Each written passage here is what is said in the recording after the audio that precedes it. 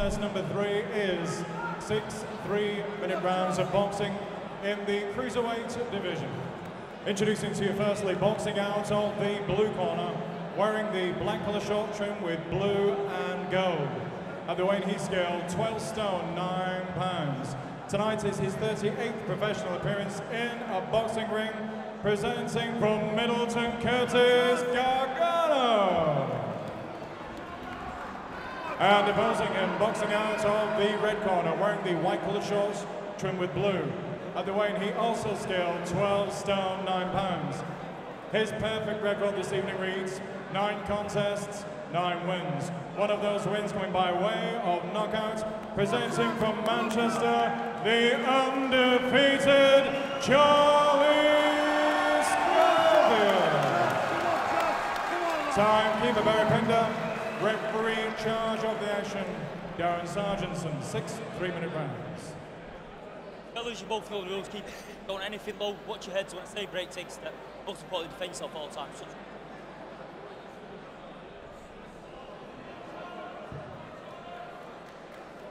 So here we go, 6 3-minutes. Cruiserweight tonight. Charlie Schofield and Curtis Gargano. Ryan Oliver's joined us for this fight. Flying through the guests tonight. We're going to try and get a different special guest on every single fight for you. Seconds out. How are you doing, Ryan? Good, mate. I'm good. How are you? Pretty good, thanks. Should be a good fight, this one. So we're once again joining the quest for Curtis Gargano's first win. And Charlie Schofield looking to carry on the improvements he made this season. Been one of the most improved fighters in the VIP stable, I think. He's one of these guys that improves with every fight he has, and he'll be looking to improve. And he did an interview the other day, and he was saying that he's worked on a few new things tonight, and he's looking to try them out. So it'll be interesting to see how he performs in there. Yeah, I couldn't agree more. I do a bit of strength conditioning with Charlie down at Platform Performance in Duckenfield, and he's a lovely lad, and he puts it all into his training, and he deserves it more than anyone else.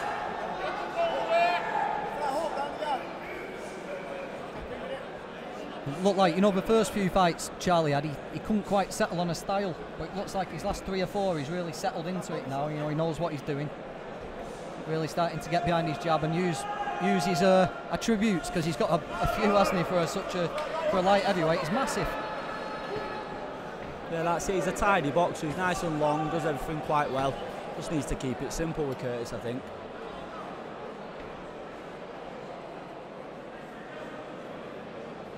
A little bit of a telling off for not throwing there. Yeah, I do think Darren's a bit picky at times about stuff like that. You know, Curtis is there for a job, isn't he? Of course, yeah.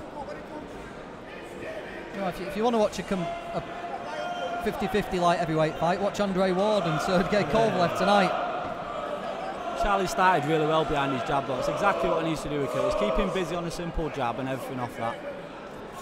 Good start for Charlie.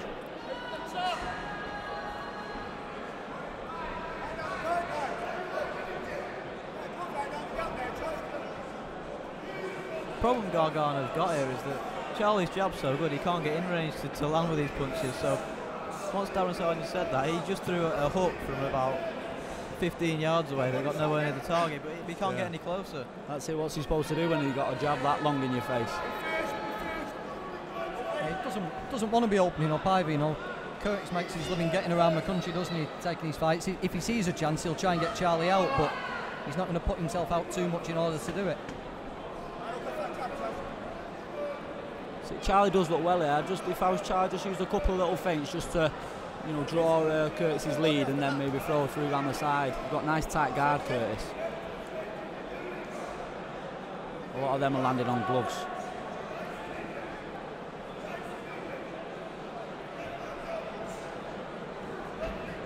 Goes for that big up again. Charlie's doing exactly the right thing here. He's not going looking for anything. He's just using that jab, keeping Gargano at range. I don't think he's thrown a right hand yet, but he hasn't needed to. He's everything with that left hand, just keeping him at bay.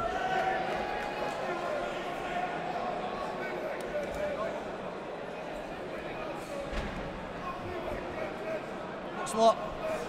I know everything's coming from that jab from Charlie, but when you compare him to his first 3 or 4 fights, he's a lot looser, hasn't he? He's got a lot more variety.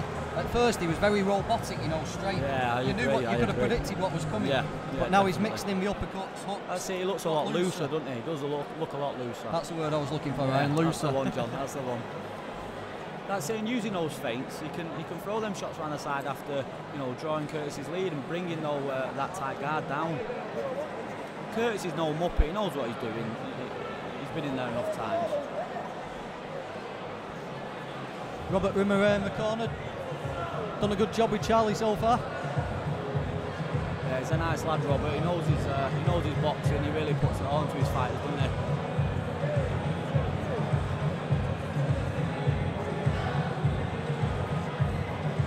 Bonus, 10 seconds. Seconds out. Round 2. Light heavyweight divisions come to life a little bit in Britain at the moment. I think Anthony Yard's give it a big shot, hasn't he? You know, he's making big headlines pretty quickly, Yardy. But you've also got Puglioni, Ricky Summers he's fighting, Jake Ball. You know, he's plenty of targets there. just stepped up as well, hasn't he? Buatsi, see what he can do. So he's plenty of targets there for Charlie. Lyndon Arthur. Yeah, Jake Ball looks like he'd be a good kid in the future. Yeah.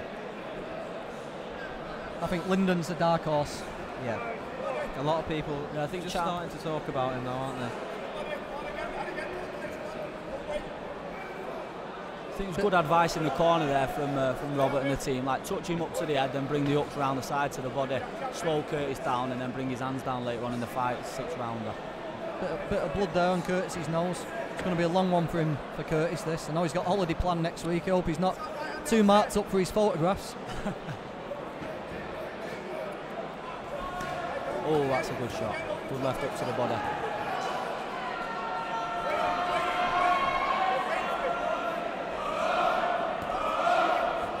He does everything really well, Charlie. He's nice and simple, but he's effective with how long he is. Yeah, just plants that front foot there, doesn't he? He's been working a lot on his strength and his explosion, and he's looking quite strong in there, to be fair. And now he's starting establishing that jab in the last few fights. It's allowed him to work on other things, like John was saying before, hooks and uppercuts. And he's starting to throw them now with a bit more effect than he used to do. Well, he's got a great jab anyway. It's nice and long, stick it in your face, and everything comes off that. So if you can blind him with that, you can really relax into the other shots, can't you? Another jab again. I think you were right there, Luke. He just can't get past that jab whatsoever, can he? Just wonder, you know, with Darren giving Curtis a warning and he's watching everything he's doing. I wonder if Charlie put together a couple of bursts here. Darren might just have a quick look at jumping in. Oh, Curtis giving it a go there. There's nothing coming back, is there? I know Curtis is doing a good job, but there's nothing coming back at all. Any sort of wobble from Curtis now, and Darren Sorensen will be having a real good look at it, because he hasn't been impressed, you can tell in his face. Yeah, he's not enjoying that jab, is he? That's exactly what. That's a good uppercut. That's exactly what Charlie needed to do from the off. Get straight on the jab, keep him really busy behind it. That's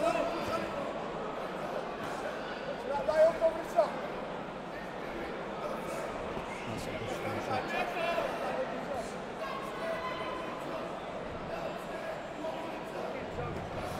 Just telling me before he fancies buying one of them nice fancy barbecues, Curtis. You can tell he looks like he likes a bit of a barbecue, can't you? Curtis trying to show him he's not hurting him there, but I think that's a sure sign that he is. Good round for Charlie. Like you say, that usually is a sign that someone's got through when they start sticking the tongue out and smiling. It really is, yeah. Still a long time to go in this fight as well. 6th round of this one, so we're still 4 to go.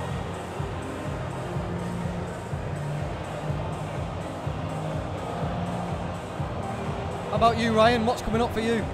I'm next out 4 weeks today, actually, in Blackpool, the Winter Gardens, 15th of July, on Jack Arnfield's undercard. Sorry, I've just signed a manager's contract with Steve Wood, so he's hoping to keep me busy now. Yeah. I think that's what I need. I've had a little bit of inactivity, had a few injuries and what have you, a few problems outside the ring, and I just need I need fights. So looking to get out 4 times before the end of the year, and then a couple of times at the start of next year.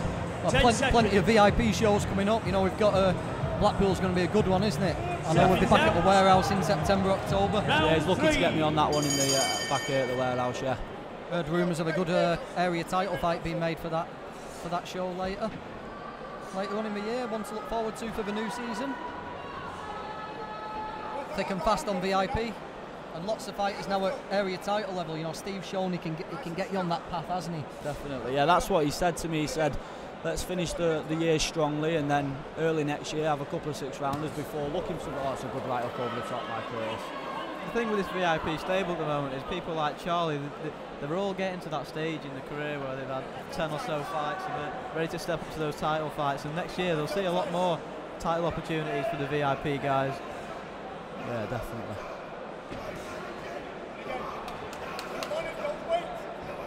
I think he just needs to stick to that body work, Charlie. Keep touching him to the head and working the body. The last round it worked perfectly.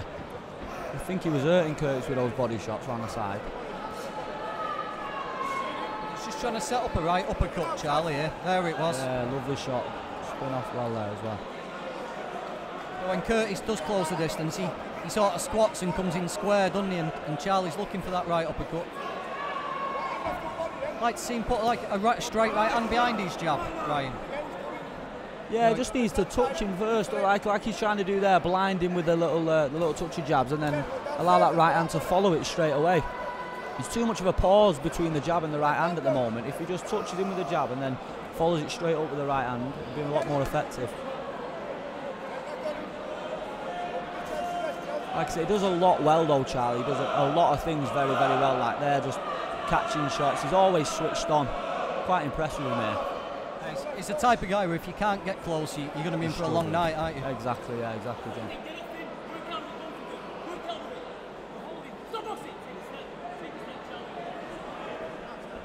Still to come tonight, we've got Lee Sharpie Oldham, we've got Ben Sheedy, ticket seller from Moss Side, Macaulay McGowan, I know he's looking forward to putting on a bit of a show, Macaulay, Mark Efron, Knockout Kid, Dynamite Kid, sorry, and Joe Murray taking on Henry James.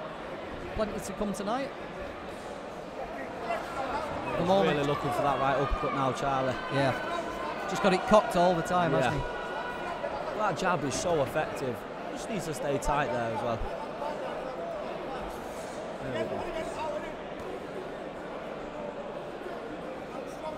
I believe people like Curtis, you know, you can hit him to the head all day.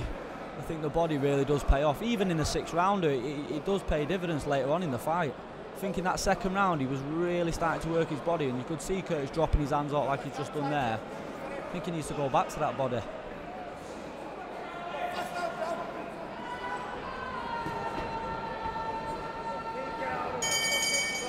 Halfway. Another round in the event for Charlie Schofield. So what sort of stuff do you do in the strength and conditioning then, Ryan, with Charlie?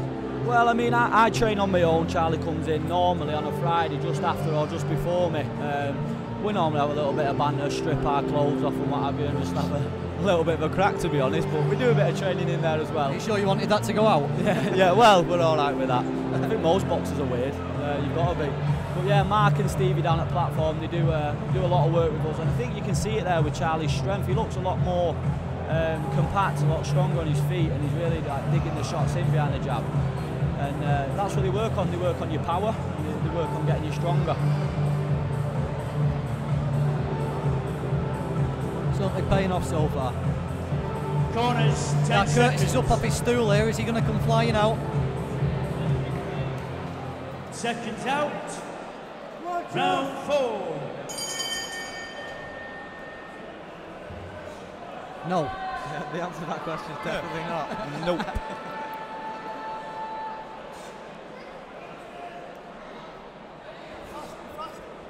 Straight back onto the uppercut for Charlie. There we go, there's that body work. You see Curtis drops his hand straight away. Like I say, normally that's a sure sign that he's felt that one.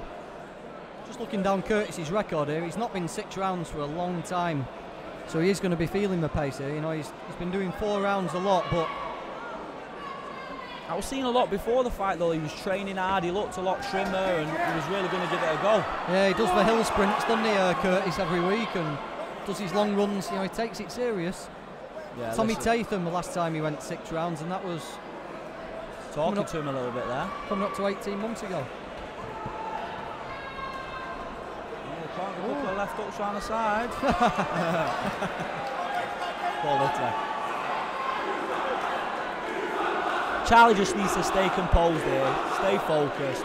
He's trying to bring him out of his zone sort of thing, Curtis. He just needs to stay relaxed, stick on the job. Crowd giving a shout there.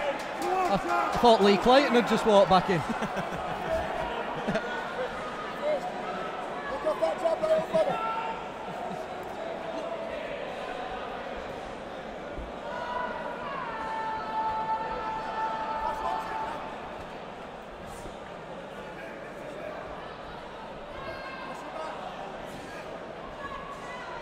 Behind that jab to the body from Charlie, I'd like to see, oh there we go, right hand over the top. I'd like to see a right hand over the top after the jab to the body. Just looks like Curtis has got a bit, just started to work out the timing, hasn't he, and get used to the power here that Charlie's throwing at him. Looks a little bit more comfortable until that body shot landed. That's it, I think he just needs to stick on that body. You can see the difference that the shots are having when he lands to the body. That's a great jab. Well, he's worked out now that Charlie's just going to keep throwing that jab down, so a little bit more variety with the shots. Maybe a lead right hand. Exactly. Just mix it up a little bit, like that there. There we go.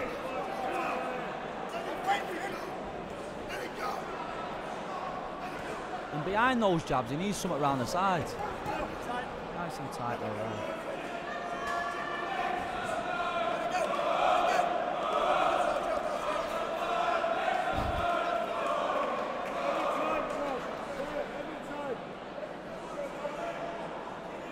Just having a laugh now, Curtis, isn't he? He's telling Charlie to listen to his corner. That's one shout I've never heard before. I think he's doing exactly what his corner is saying, Charlie. Sticking on the job. That's it, the right hand just behind the jab. It's a lot different. I do think the feints from Charlie will work well as well. Tell you what, footwork and dancing there was more Bez or Sean Ryder than it was Muhammad Ali, weren't it?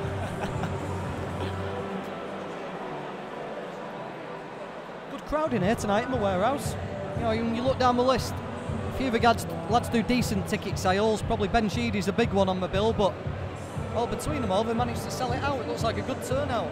Yeah, one of the best arenas on the Manchester circuit, I think, this when it's full. Yeah, it's always a good atmosphere in the warehouse, and that Ben Sheedy's a cracking ticket seller. And it's good that people have come to watch the whole card. Normally on these small shows, people come in, watch the mate, and then get off out to town or whatever, but there's a lot of people in here that will watch the whole card tonight, and it'll be quite full throughout the night. People like Mark Heffel and Joe Murray on towards the end of the night, and then open up with people like Luke Evans, exciting Luke Evans. It keeps people in the building, keeps bums on seats. I was getting my haircut this morning over in near Oldham, and people in the barbers were talking about Mark's fight tonight. Round 5. Mark and his family are, you know, they're a big family around the area. You know, when Mark's in big fights, he'll pack out arenas. You know, he's big hopes for him at Box Nation, Mark. It's just a case of moving him right. He's in a bit of a keep busy tonight. Yeah, he's a big name in the Oldham area, isn't he? You're right there, John. Yeah, he's a full heifer and family who are Can fight a little bit. renowned. Yeah.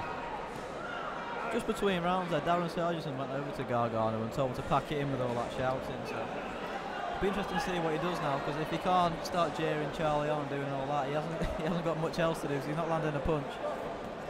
I'll tell him you said that, Luke. You can tell him that to your face. Get you in the north side gym.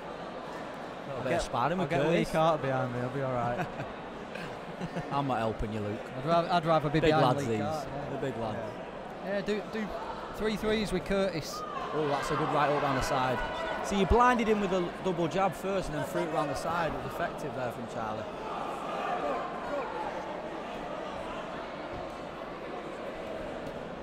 Good left hook to the body. There we go. A little bit more showboating. I don't see what's wrong with that. No. You know, it's what does Darren want people to do? Does he want people to watch Curtis come forward behind his high guard for another 3 rounds? It's very true, It's John, an yeah. entertainment, isn't Maybe it? maybe in the talking. I'm not too sure what's going on. I think in the corner, talking's a little bit different, isn't it? Like Yeah. the alley shuffle there, or the Bez shuffle, whatever you want to call it. That's all right.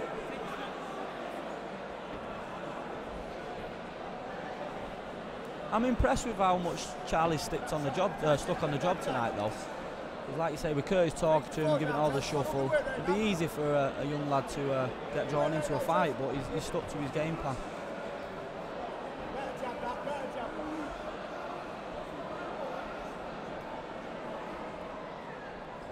We talked about Charlie. Put yourself in Curtis's shoes, Ryan. You know, you've got a guy out out there. You know what he's doing. He's planting his foot. He's trying to keep it long. What should Curtis be looking to do? Come in behind a double jab, move his head, feint? Yeah, I mean, if Curtis is in there to win the fight, then yeah, definitely bring a jab in to get behind it. Move your head a little bit more, and yeah, put it on him a little bit. It's like you say, it depends what these away fighters, these guys are looking to do, isn't it? Like you say, he's got an holiday booked and other fights in the pipeline, so all depends what he's after tonight. If he wants to win the fight, you get him behind a double jab, work the body a bit more, move your head.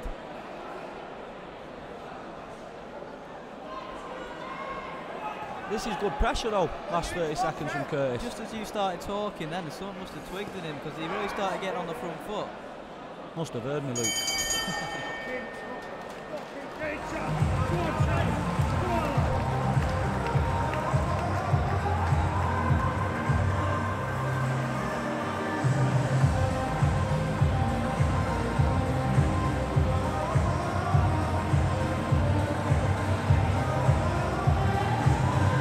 One more round to go in this one. And then we got Lee Oldham. Join us on commentary for that one will be Andy Cramner in his horrific jeans and that. Yeah, he's got an eccentric dress sense, hasn't he, Andy? I'm saying that because we're supposed to be sparring next week, so I'm just riling him up. Give me a few extra digs. Oh, I like Andy, he's a nice lad. Corners, 10 seconds.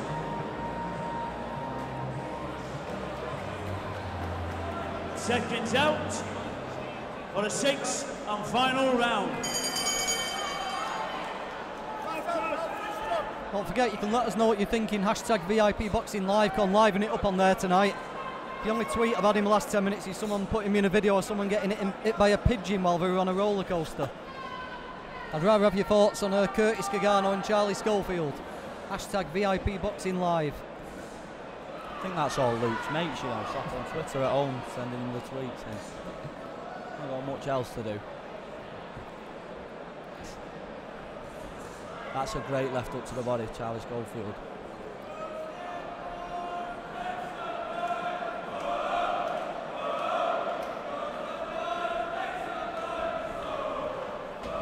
Very nice footwork. I think from round one, Curtis, even if he did have any ambition of winning this fight, very quickly realised that it was a tough job he had in his hands when Charlie got behind that nice long jab. Yeah, we said to Jack Catterall earlier, with these journeymen, you've got to put a stamp on early, haven't you? Just Definitely. take any ambition out of them.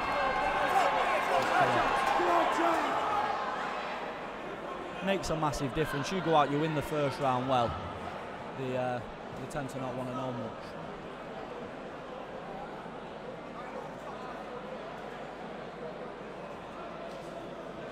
Like one of those Sunday League referees, Darren, tonight, isn't he? You know, he's not letting anything go. Keeps blowing up every couple of minutes.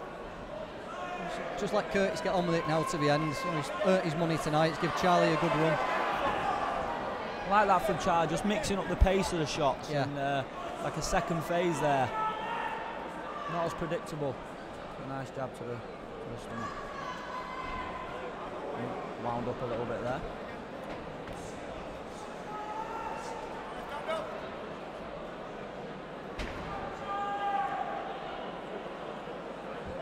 I've seen a massive improvement with Charlie over his last few fights. He looks, just seems like more, I know he's not a seasoned professional, but he looks a lot more relaxed in there. He does a lot of things quite cleverly. Yeah, he knows exactly what he wants to do, doesn't he? Yeah, And he's getting just gets more the and more job done. able of doing it. He's making this look a lot easier than what it really is. He's sat right next to the ring. You know, Curtis is a big, strong, tough man, and he does impose himself there. So Charlie's made this look quite simple. Got 9 jabs in a row. Lovely.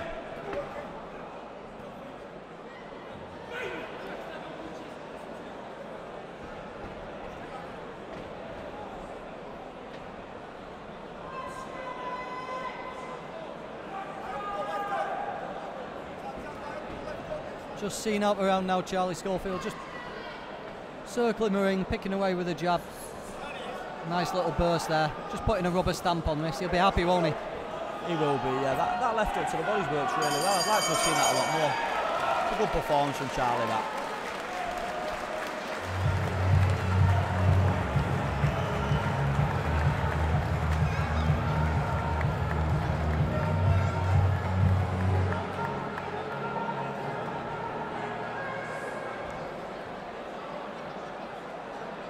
There you go, Ryan. Sum it up for us.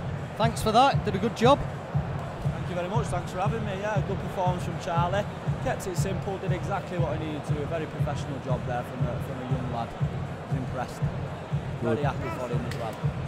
And you'll get to see Ryan Oliver on a few more up-and-coming VIP shows. We're getting back behind the mic because anyone would think he knew what he was talking about.